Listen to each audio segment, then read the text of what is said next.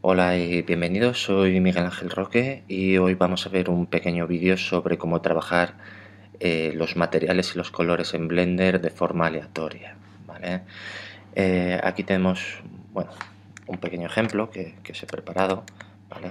Son simplemente un conjunto de planos y tienen la característica de que el color del material de cada uno de esos planos es diferente, pese a que todos están texturizados, o mejor dicho, tienen asignados el mismo material, ¿vale? El material, en este caso se llama colorines, pero como veis, cualquiera de los planos que selecciono siempre tiene el mismo material asignado. Entonces, simplemente lo que hacemos es crear un rango aleatorio para el factor de tono del color y asignárselo de forma independiente a cada uno de los colores, ¿vale?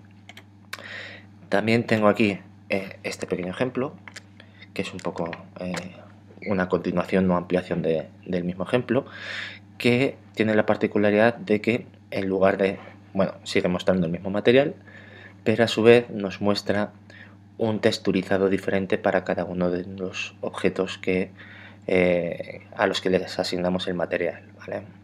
Entonces está muy bien porque en el caso de que queramos, por ejemplo, simular un árbol o alguna cosa así, pues simplemente cogeremos un par de imágenes de hojas diferentes y seríamos capaces de darle mucha más vida y riqueza de variedades a nuestro árbol. Y finalmente, este es el último ejemplo que tengo preparados.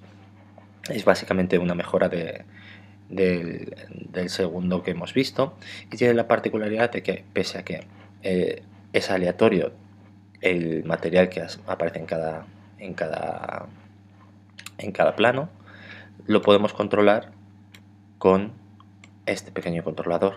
Básicamente podemos controlar la cantidad de, eh, de veces que se repite uno de las texturas y la cantidad de veces que se repite otra, ¿vale? Ahora mismo estamos más o menos en el 50%, quizás estaría más por aquí, ¿vale? 50%, ¿vale?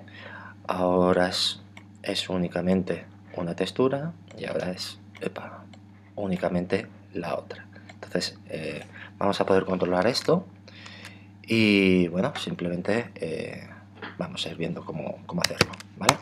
Voy a empezar a partir de un documento en blanco, voy a borrar el cubo original que viene por defecto dentro de Blender y lo voy a sustituir por un plano. ¿Por qué por un plano? Sencillamente porque es lo más sencillo de texturizar y desde la misma vista cenital se va a apreciar perfectamente la textura, ¿vale? Lo primero que voy a hacer es pasar a Cycles, porque lo primero que debería quedar claro es que este método solamente va a servirnos en Cycles, ¿vale? Y le voy a asignar un material, que le voy a llamar, pues, mi material mismo, ¿vale? Da igual como lo llaméis, no es importante. Lo que voy a hacer ahora es duplicar el cubo un par de veces, ¿vale? Para que tengamos un poco de variedad a la hora de visualizar el trabajo, ¿vale? Como veis, de momento es bastante normal lo que hemos hecho. Lo que voy a hacer es coger la lámpara, la voy a borrar y lo que voy a hacer también es el mundo, hacerlo un poquito más claro para que lo veamos un poquito mejor, ¿vale? Bien, una vez hecho esto, vamos a irnos también al Node Editor, porque todo el trabajo que vamos a realizar lo vamos a realizar con nodos, ¿vale? Y cargando mi material, ¿vale? Recordar, estamos trabajando con materiales, no con capas, sino con materiales y materiales de objetos, ¿vale? No materiales del mundo, sino materiales de objetos. Y en este desplegable vamos a tener todos los materiales de mi documento y con el que vamos a trabajar es con mi material, que es el que le he asignado a estos planos. Bien, vamos a hacer esto un poquito más pequeño y vamos a empezar con lo más sencillo. Lo más sencillo es saber que a partir del picker de color podemos asignarle un color cualquiera a nuestros planos, pero en principio se asigna a todos los planos que tienen ese material asignado, que en principio son todos. Lo que vamos a hacer es hacer uso de el nodo ObjectInfo para darle un poco de variación al color, ¿vale? ObjectInfo recopila mucha información individual de cada uno de los objetos que componen nuestra escena, porque si os fijáis, cada objeto de nuestra escena tiene un nombre único. Esto nos permite acceder de forma única a cada uno de los planos. Entonces, eso lo haremos a través del nodo ObjectInfo. Una de las propiedades más interesantes que tiene es random, ¿vale? Como veis aquí. Entonces, si simplemente seleccionamos random y lo enlazamos con el factor de color, ¿vale? Como veis, nos devuelve un valor aleatorio dentro del factor de color, ¿vale? Este factor aleatorio va de 0 a 1, con lo cual lo que está haciendo es básicamente mover esta barra arriba y abajo entre 1, como veis, y 0, ¿vale? Entonces, esto sí que nos daría ya un poquito de aleatoriedad en el color, pero como veis, el color es siempre blanco o negro. Estamos trabajando solo en escala de grises, que quizás no sea lo más adecuado, ¿vale? Para corregir esto vamos a hacer uso de podemos hacer uso prácticamente de cualquier nodo de color, ¿vale? Seguramente con el que mejor funcione es con tono saturación, ¿vale? Si lo unimos entre el ObjectInfo y el material que se le está asignando, vemos que en principio no cambia nada. El random se aplica al color y la salida de color se aplica al color del material. Lo que podemos hacer es mover este conector desde el factor de color al de tono, ¿vale? Si os fijáis, ahora parece que solamente estemos trabajando con un único tono, ¿vale? Con lo cual podría parecer que hemos perdido el factor de aleatoriedad, ¿vale? Lo que está pasando aquí es que el tono nos permite girar de forma aleatoria alrededor del círculo cromático. ¿Qué pasa? En principio, tanto el valor y la saturación dictan que el color que se está mostrando es este de aquí, entonces que es justo el centro de nuestro círculo cromático. Entonces, el factor aleatorio lo que está haciendo es girar alrededor de este centro, ¿vale? Con lo cual, como el radio es muy pequeño, no muestra variaciones. Si nos movemos, como veis, ahora ya sí que vemos todas las variaciones de colores, ¿vale? Simplemente porque ahora está girando siguiendo todo este recorrido. Si quisiésemos otros colores, pues simplemente moveríamos el punto y obtendremos distintos colores. Lo mismo pasaría si cambiásemos la luminosidad de nuestro color, ¿vale? Esto lo vemos muy claramente si nos vamos al modo, pasamos de RGB a HSV, ¿vale? Que es Hue Saturation Value, y vemos que si movemos este slider, veis, lo que está haciendo es realmente girar. Esto es lo que está haciendo el factor aleatorio. Coge el valor por defecto, que ahora mismo es 0,0, que es aquí, y por cada plano empieza a dar un valor distinto, con lo cual a cada plano le está dando un tono distinto al girar el color, ¿vale? Esto mismo podríamos ponerlo en saturación, si quisiésemos a partir de este color, ¿vale? Que lo que cambiase fuese la saturación, ¿vale? La saturación básicamente es qué tan próximo está al círculo y qué tan alejado está, ¿vale? Finalmente el valor simplemente es la luminosidad de nuestro color, este factor de aquí, ¿vale? Este de aquí, el que estaríamos haciendo aleatorio. De todas formas, yo recomiendo ponerlo en tono, en Hue, y lo que podemos hacer, si queremos limitar un poco el rango de color, es bajar el factor. Cuanto más bajo sea el factor, menor rango va a tener el valor random. De esa forma, si el valor es bajo, siempre estaremos en tonos próximos al color original, ¿vale? Ahora solamente estamos, por así decirlo, moviéndonos un 10% en este sentido y un 10% en este sentido. Por eso todos los tonos son rojizos, ¿vale? Si cambiase a azules, ¿veis? Todos los tonos serán más o menos azules, ¿vale? Conforme más vaya subiendo este factor, más va a ir aumentando el movimiento dentro del círculo cromático, ¿vale? Bien, esto es el primer ejemplo que quería comentaros, ¿vale? Voy a poner el siguiente. Bien.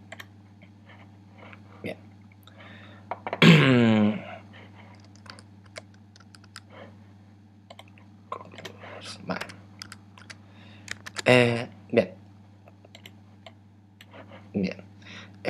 ¿Cómo podemos mejorar esto? Pues ya sabemos cómo aplicárselo al material, al color del material, pero vamos a aplicárselo a una textura, ¿vale? ¿Cómo hacemos eso? Pues muy sencillo. Lo primero vamos a añadir una textura, ¿vale? Y vamos a enlazarla a la componente del color, ¿vale? Vamos a buscarla y tengo un par de fotos buscadas por ahí. Aquí en random, un par de florecitas, pues vamos a poner pues esta misma por un lado. Y bien, ¿por qué no se está viendo la imagen? Seguramente sea un problema del sistema de coordenadas, ¿vale? Como veis, efectivamente. Esto es lo que haremos para texturizar en Cycles. Simplemente añadimos una textura dentro de la componente de color de nuestro objeto, ¿vale? Pero ¿qué pasa? Yo puedo tener dos texturas, ¿vale? Por ejemplo, en este caso, vamos a poner la blanca, que se verá seguramente más. Y vamos a conectar Generated. Y si cambio una por otra, como veis, puedo alternar rápidamente de una textura a otra. Pero ¿qué pasa si lo que quiero es mostrar solamente un color? O sea, en una es una y en otra es otra. Pues hay varias opciones, ¿vale? Podría simplemente añadir un mix, ¿vale? Y unir las dos, ¿vale? ¿Qué problema tiene? Que aunque con este controlador podría pasar de una a otra, ¿vale? No llega a ser lo que querría. Lo que podemos hacer, llegados a este punto, es utilizar el mismo Object.info para enlazar su factor random con el factor. Y ahora, como veis, a cada uno de los planos se le está aplicando un porcentaje distinto en este valor, ¿vale? Pero, aunque hay algunas que sí que quedan como queríamos, ¿vale? Por ejemplo, estas dos están perfectamente, la gran mayoría no muestran el valor correcto. ¿Por qué? Porque se están aplicando valores intermedios. Curiosamente, entre 0 y 1, que como os he dicho es el rango de valores que nos devuelve el Object.info en su propiedad random. ¿Qué podemos hacer? Lo que podemos hacer es coger todos estos valores intermedios y redondearlos, ¿vale? Para que solamente nos pueda devolver valores 0 y 1. ¿Cómo lo hacemos? Pues muy sencillo, por medio de un nodo matemático, ¿vale? En su opción de redondear. Y ahora, como veis, sí que automáticamente, como solamente devuelve valores 0 o 1, este valor de aquí es indiferente, ¿vale? Cuando estamos trabajando con redondear. Pues si es 0 nos mostrará el color de arriba, si es 1 nos mostrará el color de abajo, la textura, mejor dicho, de abajo. Bueno, esto funciona bastante bien, pero vamos a ver cómo podríamos mejorarlo, porque esto nos da más o menos, no llegas a un 50%, pero tenemos las mismas posibilidades de que nos salga una que otra. En ocasiones está bien, pero puede ser que queramos más control. Pues simplemente sustituimos el modo Math Round por un color RAM, porque en Cycles el negro siempre va a ser 0, va a tener un valor de 0, mientras que el blanco va a tener un valor de 1. Como veis, aquí tenemos más o menos lo mismo que si conectásemos directamente el factor random dentro de Mix, ¿vale? Porque seguimos teniendo toda la horquilla de valores entre 0 y 1, ¿vale? Pues, ¿cómo modificaríamos esto? Pues simplemente podemos pasar de un degradado lineal a uno constante, en el que solamente tenemos colores puros, sin degradados, ¿vale? Como de momento es todo negro, solo tenemos la primera textura, ¿vale? La de arriba. Sin embargo, si cogemos este slider y que corresponde con el color blanco, y lo vamos moviendo, como veis, conforme más lo vayamos moviendo, mayor será el porcentaje en el que aparecen esta textura, porque habrá más posibilidades de que nos devuelva un valor de 1 que un valor de 0. ¿De acuerdo? Entonces, si quisiésemos un 50%, pues más o menos lo pondríamos en posición 0.5 y a partir de ahí iríamos jugando. Si queremos un 75%, ¿vale? Pues es mucho más probable que aparezca ahora la textura amarillenta que la blanca, ¿de acuerdo? Entonces lo podríamos ir controlando con esto, que está bastante bien, ¿vale? Entonces tenemos esos dos métodos. Vamos a dejarlo así.